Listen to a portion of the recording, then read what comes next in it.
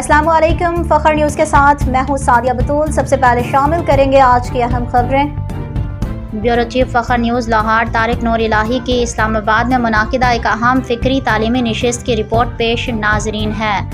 فیصل مسجد سے ملحق علامہ اقبال آڈیٹوریم بین الاقوامی اسلامی یونیورسٹی اسلام آباد میں the last generation a crisis of future leadership کے عنوان سے ایک اہم فکری نشست کا انعقاد کیا گیا۔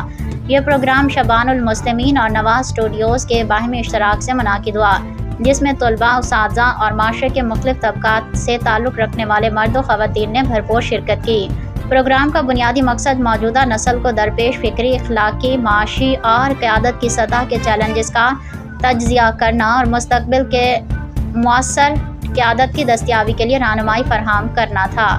نشست سے خالد محمود عباسی، نوید احمد عباسی، ڈاکٹر عمران بخاری، پروفیسر وقاص خان اور کیوان انور نے خطاب کیا۔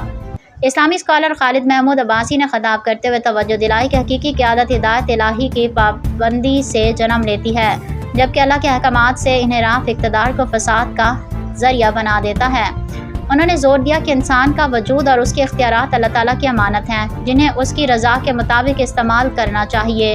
حقیقی لیڈر وہ ہے جو اللہ کے دین کے لیے ہر قربانی دینے اور مخالفت کے باوجود حق پر ثابت قدم رہنے کا حوصلہ رکھتا ہو۔ پروفیسر وقاص خان نے نوجوان نسل پر سوشل میڈیا کی طرف سے پڑنے والے اثرات، نوجوان نسل کے ذہنی انتشار اور اس نسل کی بازیافت پر گفتگو کی۔ دیگر مقررین نے مستقبل کی قیادت کی تشکیل میں بچوں کی تربیت کو بنیادی عنصر قرار دیا۔ اس امر پر زور دیا کہ اگر نئی نسل کی فکری، اخلاقی بنیادوں اور کردار سازی پر توجہ نہ دی گئی تو مستقبل میں قیادت کا بحران مزید گہرا ہو جائے گا۔ سسٹینیبل گروتھ کی گنجائش محدود ہو گئی ہے۔ پروگرام کے اختتام پر شرکاء کے سوالات کو بھی ایڈریس کیا گیا۔ اس نشست نے نوجوانوں میں مستقبل کی قیادت، کردار سازی اور قومی ذمہ داری کے حوالے سے شعور اجاگر کرنے میں اہم کردار ادا کریں گے۔